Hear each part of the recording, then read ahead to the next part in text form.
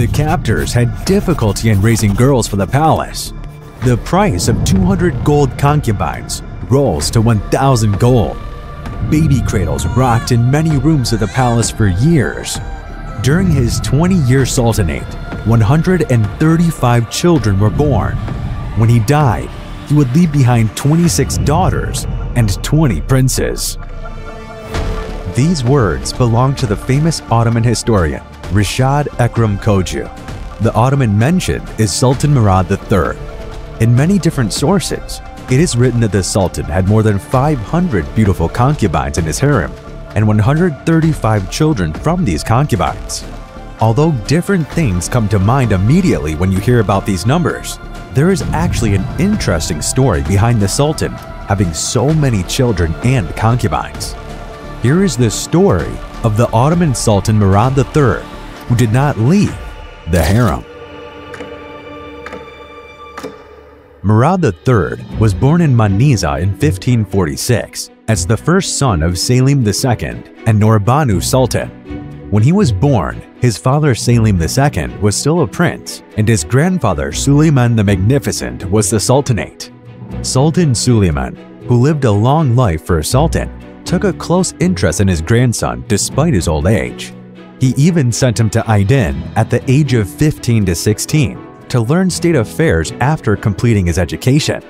After the death of Suleiman the Magnificent, his father Selim II ascended the throne. As the first candidate for the throne, Shahzadeh Murad was sent to Manisa to learn state administration. In the notes written by the Venetian ambassador Jacopo Regazzoni in 1571, Prince Murad is described as follows. Murad was a talented, well-educated, devoutly religious prince, much loved by his father and other dignitaries. Staying in Manisa for 12 years, Murad met the woman who we can call the love of his life. This name, which would affect even the reign of Prince Murad, was Safiye Sultan of Albanian origin, who was presented as a gift to the prince.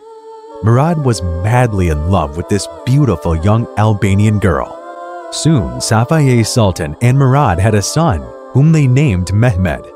When the calendars showed the year 1574, he received the news of the death of his father Selim II. He immediately traveled to the capital Istanbul and sat on the throne. And his first action was to have his 5 brothers slaughtered because he didn't want to have a rival to his throne. Sultan Murad III was closely involved in state affairs for the first 5 to 6 years of his reign and preferred a monogamous life with Safiye Sultan, with whom he was passionately in love, avoiding the woman in the harem. However, the fact that the Sultan valued Safiye Sultan so much disturbed the Sultan's mother, Nurbanu Sultan, who held the harem with the title of Valide Sultan.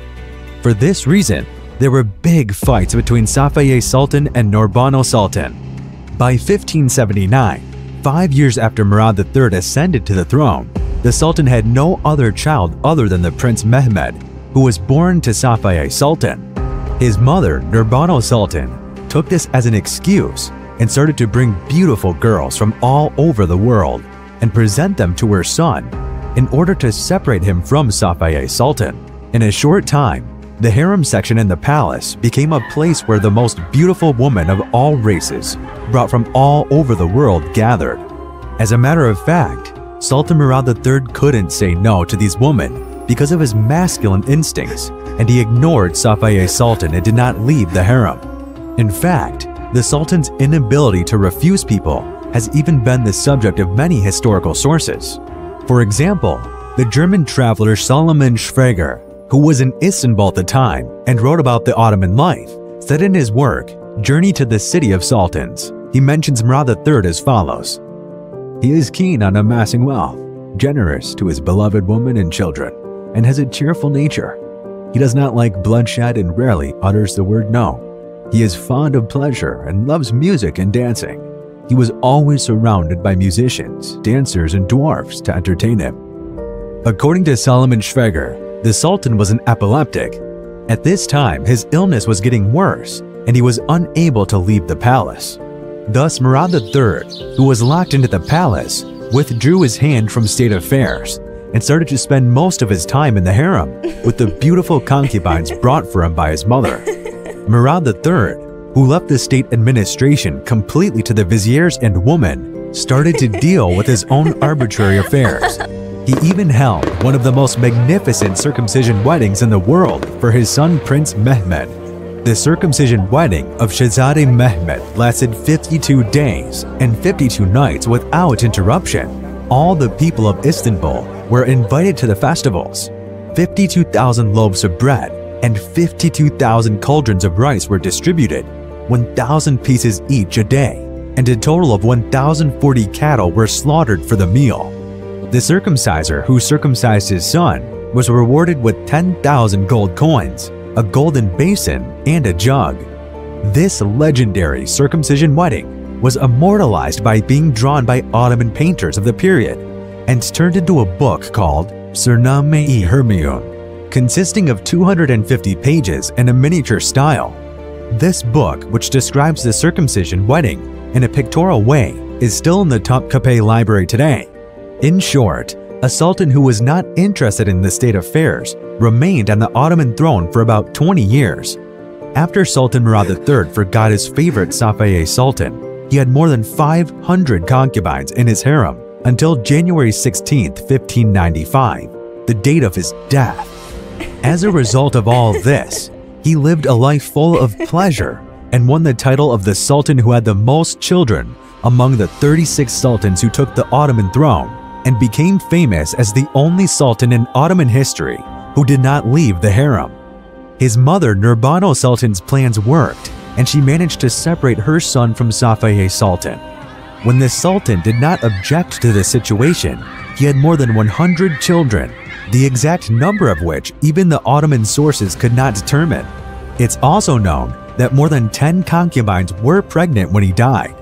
He preferred a life full of pleasure in the harem, not participating in wars on horseback like his ancestors. The strange part of the situation is that Murad III didn't even step out of the borders of Istanbul for 20 years after he became sultan. Even more ironically, the Ottoman Empire had reached its widest borders in history by realizing many conquests during the reign of Murad III. Of course, the reason behind this is that there were many important viziers within the state who commanded military operations. After his death, he left behind 26 daughters and 20 sons. This was actually a big problem for Mehmed, the first prince of Safavid Sultan, because his brothers could grow up and plot to take the throne. In other words, he had 19 brothers who were rivals for the throne. The new Sultan Mehmed III solved the problem in a simple way and became unrivaled by drowning all 19 of his brothers in one night with a cruel decision.